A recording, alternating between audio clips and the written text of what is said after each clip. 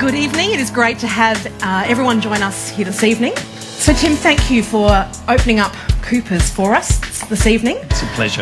I'm looking out and seeing quite a dominant gender imbalance. Not enough female beer drinkers. I think there's more of them, but the tickets sold so quickly. It's my great pleasure to spend some time getting to know you and spending some more time getting to know Coopers as well, and also what makes you tick. Coopers is such an iconic South Australian brand. I do know that the Chief Financial Officer said that a day doesn't go by where he's not asked for a job here at Coopers. And that's great high praise.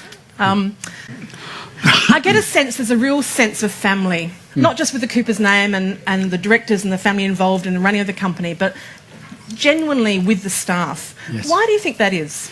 I think people like working for a family company. I think that's one thing. And making beer is the second thing. I think the combination works well. I think we've been fortunate over the decades, really, also to see families of employees work in the company. So sometimes fathers and then sons, or cousins or brothers and so forth. I think we've got 3 sets of brothers here at the moment. Okay. So we only have about 130 employees working here at Regency Park, about 80 people around the rest of Australia.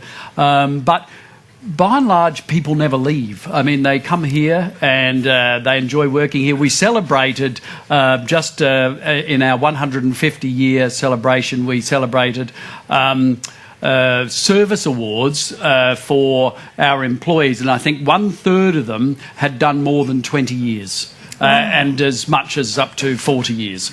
One fellow, apparently in my father's time, he was asked to leave at the age of 70, and he complained to my father, Bill, that it was very unfair that he was being asked to leave, because when he was employed, he was told that he had a job for life.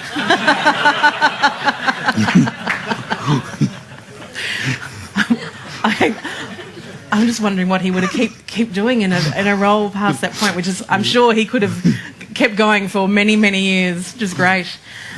There is a real sense of South Australian pride with Coopers. I have a suspicion that if the Spring Gully thing happened to Coopers, which I know there's no chance of that happening, but I think the state would stop. And there would be riding on the borders to try and save Coopers. It's like the Grand Prix. If anyone tried to get their hands on Coopers, the state becomes very, very committed to Coopers. Why do you think it is that it's a challenging and changing manufacturing environment? Why do you think it is that Coopers is so successful? Is it tradition? Is it entrepreneurial approach? Is it innovation, the way you do business, or the way you actually do brewing? What do you think it is? Well, I think we've been through our ups and downs. I think, I didn't come into the brewery when I was finishing school, because in the 70s the company was doing badly and we were nearly bankrupt back in the 70s. And then even in the early 90s we were in trouble financially, where the only money we were making appeared to be out of selling home brew kits. But then for the last 20 years we've grown quite strongly, and I think it's interest in the brand. I think it is entrepreneurial, I think, Verity, in the sense that we have to constantly reinvent ourselves. We have to reinvent the way we do our marketing of our brand to keep it interesting and lively. And of course, over the last 20 years or so, we've done a lot of investment in technology, and of course technology keeps on moving on. So although brewing is a very traditional process, there are better and better ways of doing it, and of course it helps in terms of quality and consistency to apply those types of new techniques. So it is probably entrepreneurial as much as anything. Okay, great. Coopers being a very well-known name as well as brand, how do you deal with or cope with success? I think on a day-to-day basis one doesn't think about success. If I think of making beer and making good beer, there's probably always more problems to solve than there is time to solve them. So it's a process of applying yourself to constant improvement. I think also, success.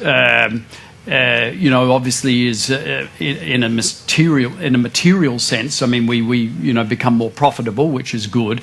But it's not the be all and end all of life, and one has to put it in context. And you've just brought up a minute ago about the employees. I think looking after the employees is equally as important, if not more important. And the feedback you get from them and the relationship you have with them is so great. Yeah. I think from a day-to-day point of view, or even it's only when you have an event like this and someone like you says, well, you're very successful, what do you think about it? I mean, one probably doesn't think about it in those terms because there's always a lot of other things to think about. And of course, we can go one step further and think, well, what is success in life? That gives us something else to think about again. Sure. So focusing a little bit more on getting to know you, how did you become a brewer?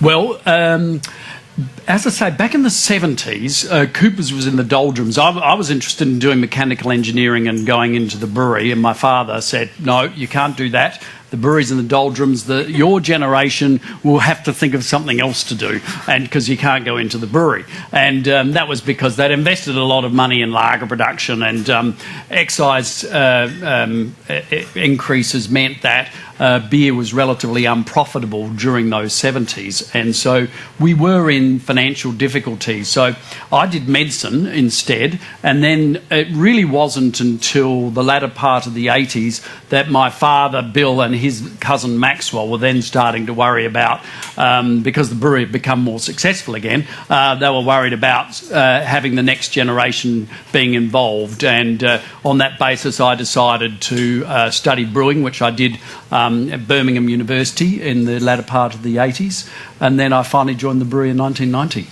Oh, right. Yeah. So I think that's a different answer than I was probably expecting, the Cooper's tradition of brewing, but it's good to know that you've come from a bit more of a science and medicine background. I think some people in the room might think that beer is a science and medicine as well. Yes. I think there are good elements of both. Now, Tim, you are a Christian. How did you become a Christian? It really dates back to the time that I was in medical school. I mean, you do think, you do wonder when you study medicine about the mystery of life and creation and the wonderful things, the complexity of the human brain and the joy of new life, and so there are a lot of thoughts that are going through your head when you're thinking about those sorts of things. But I was fortunate that I had some fellow medical students who just decided to ask me to join a group to look at the Bible and look at some of these questions about creation and eternity and so forth.